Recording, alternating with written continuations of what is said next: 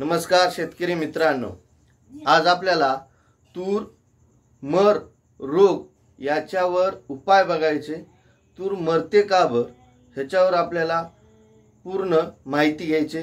जे कोणी माझा व्हिडिओ बघत असतील त्यांनी लाईक सबस्क्राइब करायला विसरू नका।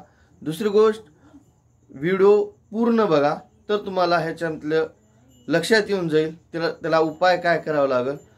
काही ठिकाणी तूर मेली असे म्हणतात, काही ठिकाणी असे म्हणतात की तूर उधळली असे म्हणतात। तर त्याच्यावर आपण पूर्ण माहिती घेऊया। जे कोणी माझा व्हिडिओ बघत असेल त्यांनी पूर्ण बघून घ्या।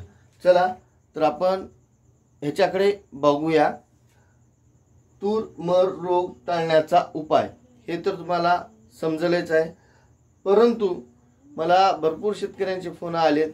कुणी कापसाबद्दल केले, कुणी टमाट्याबद्दल केले, कुणी मिरचीबद्दल केले, कुणी सोयाबीनबद्दल केले।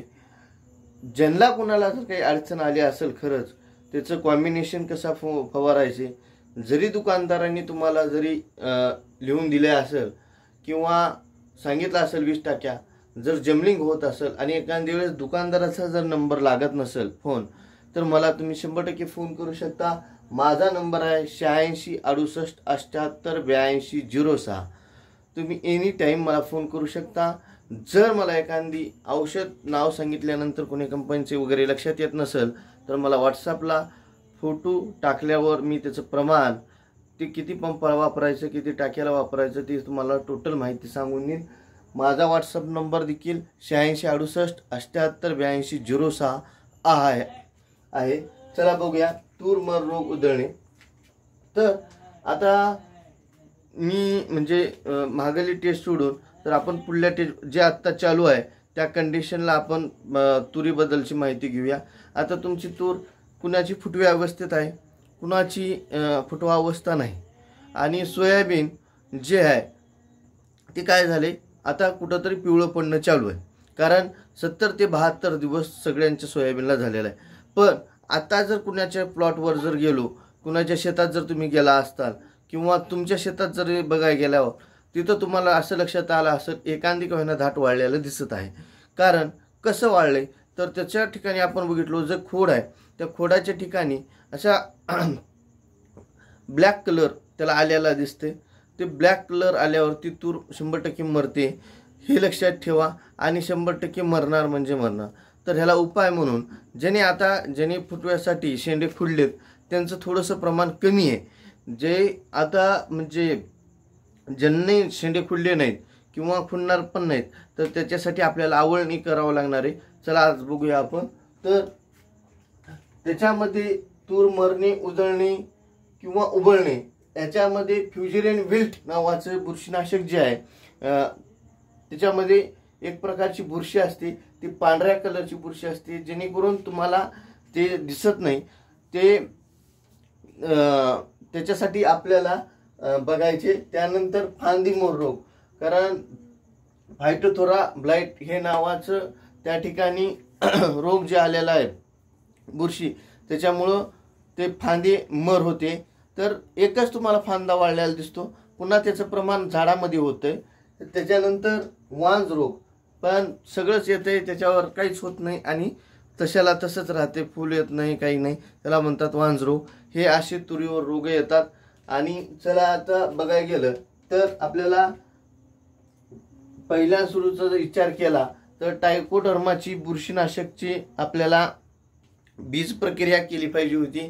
त्यानंतर मला सांगायचं एवढंच की सगळ्या म्हणजे कंपनीने वेगवेगळे त्याच्या कंपनीचे डेमो टाकले सगळ्यांनी, कुणी औषधं सांगतात पण कुणाचा रिझल्ट आला नाही। त्याला मला एवढंच सांगायचं शेतकऱ्यांना, जर तुमची तूर निघाली असेल किंवा हरभरा पेरला असताल किंवा जेणेकरून तुम्ही सोयाबीन काढला असताल, लगेच्या लगे त्या ठिकाणी आपल्याला पलटी मारणे किंवा मोंगरणी मारणी केल्यानंतर हवा खिळतीमध्ये राहिल्यावर बुरशी ऑटोमॅटिक तापमान जाऊन ती मरून जाते, जेणेकरून हे प्रमाण होणार नाही।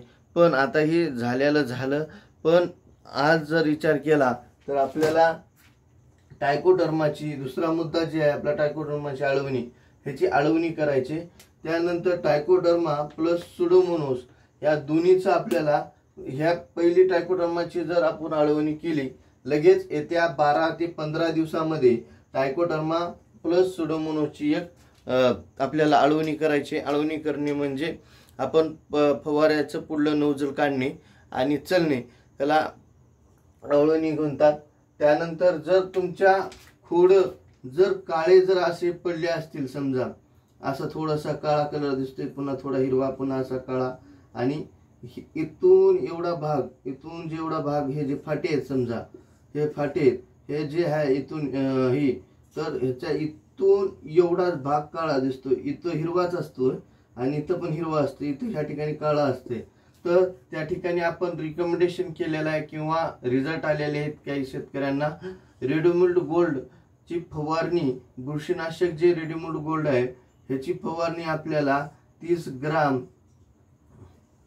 या पंपाला वापरून फक्त ह्या खोडाच्या साह्यावर त्याची बुरशीनाशक ह्या इथपर्यंत पडावं अशी फवारणी करा। आणि ह्याची जेणेकरून खाली जरी पडलं तरी काही होणार नाही आणि फाट्यावर जरी पडलं तरीही काही नाही, परंतु आपल्याला मेन ह्या ठिकाणी खोडावर आपल्याला ह्याची फवारणी करून घ्यायची।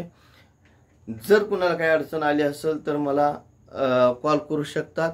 धन्यवाद। माझा व्हिडिओ बघत असाल तर सबस्क्राईब करायला विसरू नका। धन्यवाद।